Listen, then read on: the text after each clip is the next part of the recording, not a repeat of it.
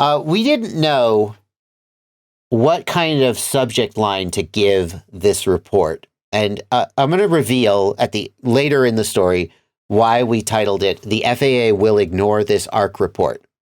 But before we do that, I want to go over this press release, or this blog post, whatever you want to call it these days, from the FPV Freedom Coalition.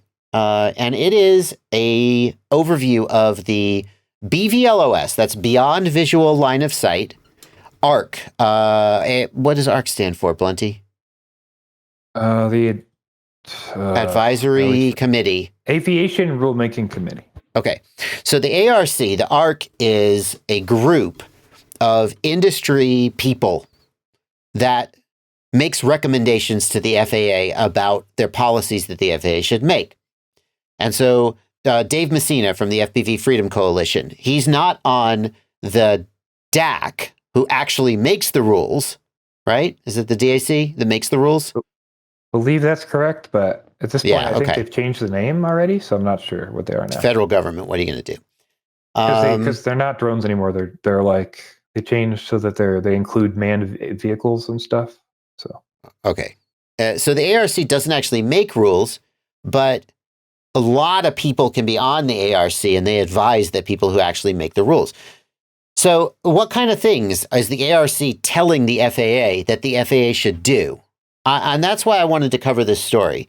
Here's what is the ARC and timeline towards the BVLOS rule.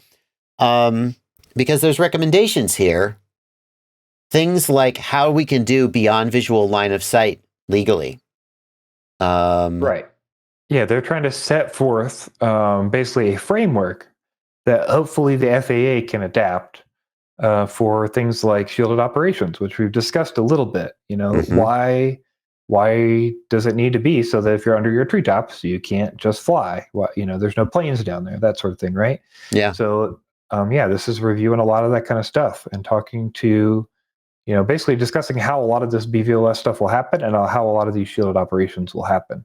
Also, they talk a little bit about crewed aircraft, because again, they're now covering crewed aircraft as well as unmanned UAVs. So they're talking about how those will need ADS-B enabled. Right. And so if it changes the rules of the road below 400 feet outside of controlled in-class G airspace, so that the aircraft either have to have an ADS-B transponder or they have to yield the right of way to an SUAS, to a drone, which is fascinating to me because it's the first time I've ever seen anyone suggest that a manned aircraft should yield the right of way to a drone. Sure. Yeah, and it's strictly, like they say, it's strictly due to them not having any ADS-B. You know, that's the suggestion. And if they did, then it wouldn't be an issue because then the U.S. could use the ADS-B to avoid them. So. Right. You could have an ADS-B receiver, which says basically there's an airplane incoming, get down. But you would no longer have to have a visual, like even if you have a visual observer, planes and helicopters often come by so fast that by the time you hear them, they're practically on you. Whereas with ADS-B, theoretically, you would have more warning that they were coming. It's great because this actually increases safety while still saying, look, guys, if you're below 400 feet, F you. That's areas for the drones to some degree. And then protected operations or shielded operations would say that if you're within 100 feet vertically or horizontally of an obstacle, which could be a building, could be a tree, could be a radio tower, then you don't need to, what do they say? You don't need to register? No, you don't need. Well, that's the shielded operation. So I think it's just like you don't need to like have a reported flight or you don't need to yield to anyone or like those kind of things. So you wouldn't need remote ID in that situation. Yeah, that's a big deal. That's very encouraging because that opens up, you know, it says if you're flying at a park and you're near the trees or if you're near a building, then you don't need to frickin' worry about airplanes. It's not an issue. That's a big deal. Now, that's cool.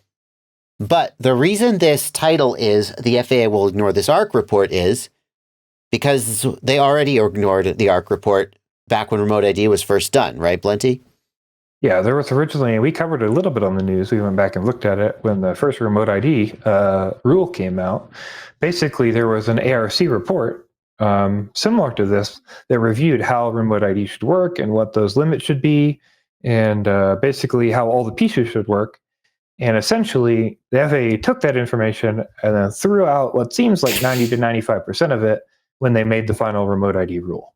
Yeah. So I think it can be kind of disconcerting to look at this information and then assume that the FAA is going to adopt it. However, all we can do is hope that they will. Well, this is like, it's like,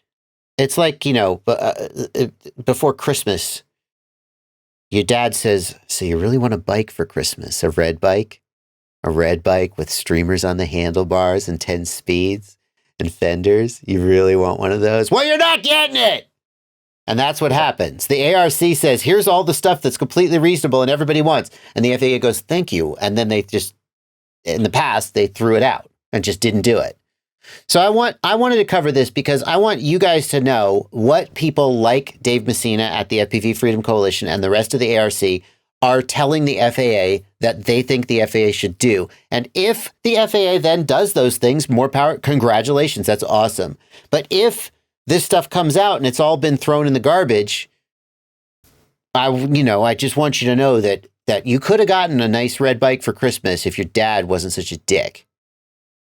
That's basically what it comes down to. Also, something to point out, this is a great place to, this is a great framework to share with anyone who would be interested in knowing a proper way to do this. So people who are maybe in favor of remote ID, people who don't know better one way or the other, maybe this is a better option for those people and those exceptions for these situations.